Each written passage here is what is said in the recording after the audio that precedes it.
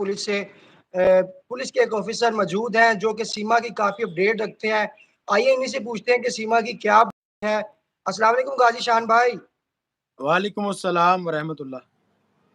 सबसे पहले तो शुक्रिया कि आपने टाइम निकाला और हमारे लाइव इंटरव्यू में आप आए। शान भाई, खबरें सुनने को मिल रही हैं कि सीमा हैदर के घर के हालात बहुत बुरे हैं। सीमा हैदर पर जो है तशद्दुद किया जा रहा है और आज भी 12 या 2 बजे के दरमियान जो है सचिन और उसके साथियों ने मिलकर तशद्दुद किया। क्या कहेंगे आप इसके बारे में? देखिए, ये तो हम पहले दिन से कह रहे हैं कि जो दूर के ढोल वो सुहाने होते हैं, ये तो दिन देखने को मिलना ही था, ये तो होना ही था। जब अपना जो हकीकी शौहर को छोड़कर आई, अपने तमाम मामलात ख़राब करके जो आई, तो ये हम तो पहले दिन से ही कह रहे थे कि ये दिन इसको देखने को मिलेंगे।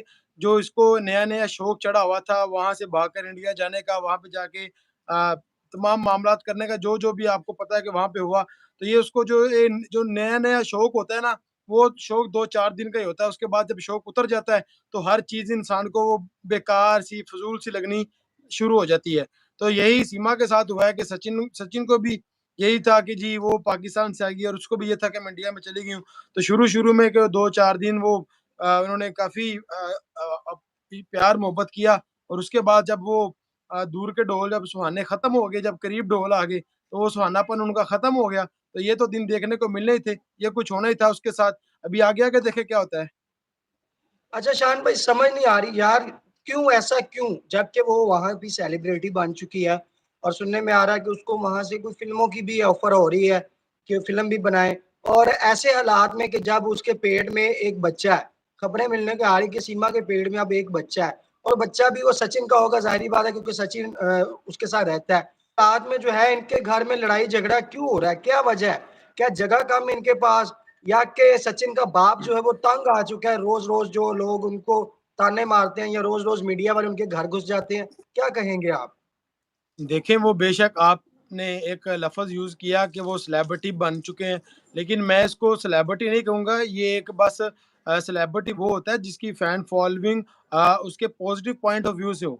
लेकिन आप जब ये वीडियो अपलोड करेंगे, इस वीडियो के नीचे देखेंगे आप कि जितने भी कमेंट्स होंगे, वो सारे सीमा और सचिन के खिलाफ होंगे, वो एपी सिंह के खिलाफ होंगे, तमाम नेगेटिव कमेंट्स होंगे, तो इसको हम सेलिब्रिटी नहीं कहते। अगर बिलफ़र्ज़ आप सेलिब्रिटी उसको समझ भी लें, तो सेलिब्रिटी दुनिया के लिए होती है, अपने फैन्स के लिए होती है, अपने घर वालों के लिए सेलिब्रिटी सेलिब्रिटी नहीं होती।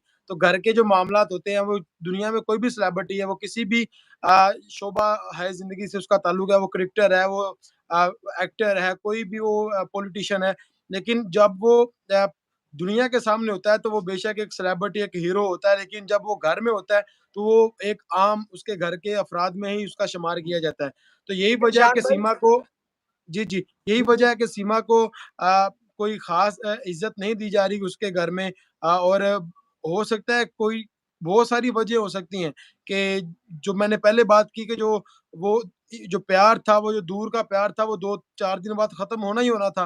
वो ख़त्म हो गया होगा, जिसकी वजह से ये लड़ाई-झगड़े पे नौबत आ गई है। शान भाई, क्या कोई माली वजूहात की बिना पे लड़ाई झगड़ा तो नहीं हो रहा है? भाई, ये भी पॉसिबल है। आप पॉसिबिलिटीज़ हम देखेंगे क्योंकि हम यहाँ पर बैठ के अगर बात कर रहे हैं तो हम 100% श्योर बात नहीं कर सकते क्योंकि हम उनसे बहुत दूर एक अलग कंट्री में बैठे हुए हैं, अलग टेरिटरी में बैठे हुए हैं। तो ये जो पॉसिबिलिटीज़ हैं हम इस बात में वो काउंट कर सकते हैं कि क्या-क्या वजूहात हो सकती हैं कि उनकी लड़ाई की। ये भी वजह हो सकती है कि वो सीमा कह रही हो कि मुझे यहाँ की नेशनैलिटी लेकर दो, वो नेशनैलिटी लेके नहीं दे पा रहा क्योंकि उसकी इतनी रसाई नहीं है, उसकी एक्सेस इतनी नहीं है प प उसकी एक्सेस इंडियन इतनी नहीं है। जी, जो आपका पॉइंट आ गया।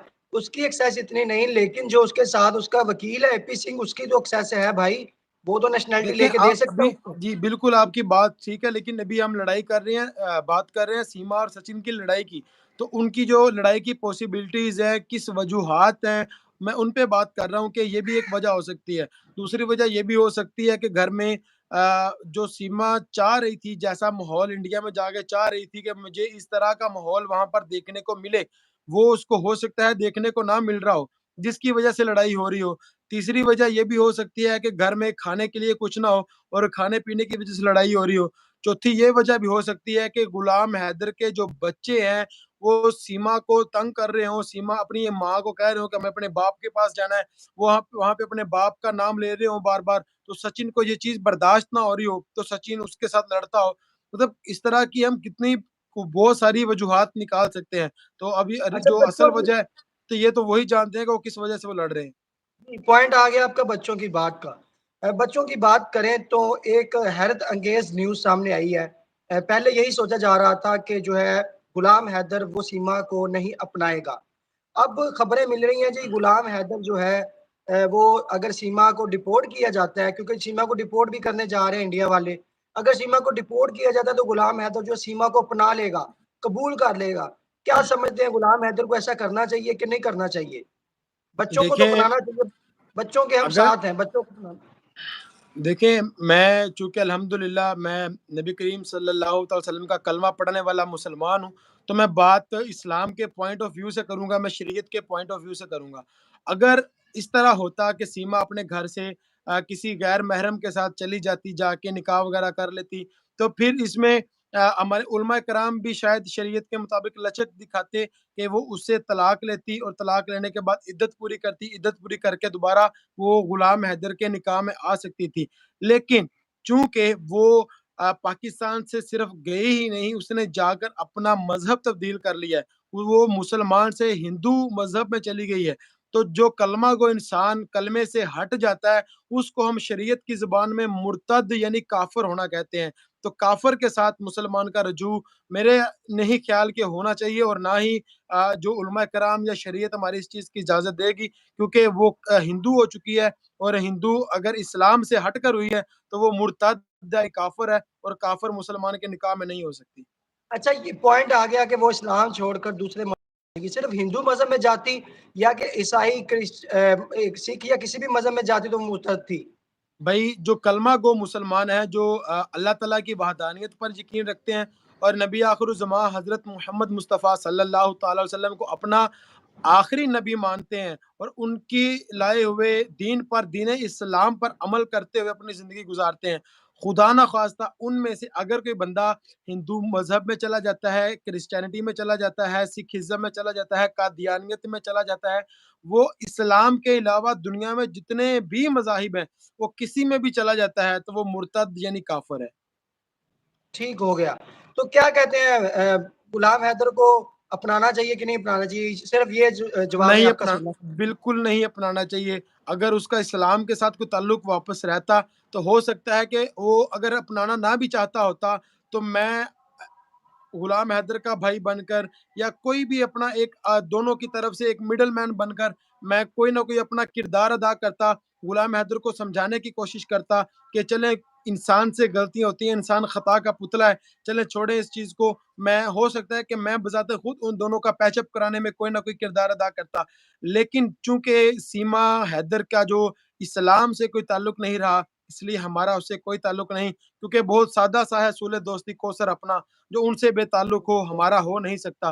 तो हम सिर्फ़ उनके हैं, जो नबी का कलमा पढ़ने वाले हैं। तो मैं गुलाम हैदर भाई से भी रिक्वेस्ट करूँगा, उनको भी कहूँगा कि जो आपके अल्लाह की नहीं हो सकी, जो नबी पाक की नहीं हो सकी, वो आपकी एक बार आपको भाग छोड़कर गई है, वो हज़ार बार छोड़कर जाएगी। आपकी वो कभी भी नहीं हो सकती। इसलिए अपने बच्चों को हासिल करने की हर मुमकिन कोशिश करें और सीमा हैदर चलकर भी आपके पास आती है, तो कभी भी उसको सहारा ना दीजिएगा वरना उम, आप समझ सकते हैं कि जो मैं कहना चाह रहा हूँ एक मुसलमान होने के नाते कि बहुत ये शुक्रिया। हमारे लिए मुनासिब नहीं होगा इस चीज़ को कि हम नबी का बेशक, कलमा पढ़ने वाले और बाबा जी फरमाया करते थे रहमतुल्लाह अलैह कि गुनाहगार के लिए माफ़ी है, गद्दार के लिए माफ़ी नहीं है। तो अगर वो आपके मोहम्मद साथ नबी। ज़्यादती करके जाती, आपको छोड़कर जाती, तो तब वो गुनाहगार थी, उसने गुनाह किया। लेकिन जो दीन मोहम्मद सल्लल्लाहु तआला अलैहि वसल्लम को छोड़कर चली गई, जो शरीयत को छोड़कर चली गई, जो नबी पाक का कलमा छोड़कर हिंदू मज़हब में चली गई, अल्लाह ताला के वहदानियत को छोड़कर वो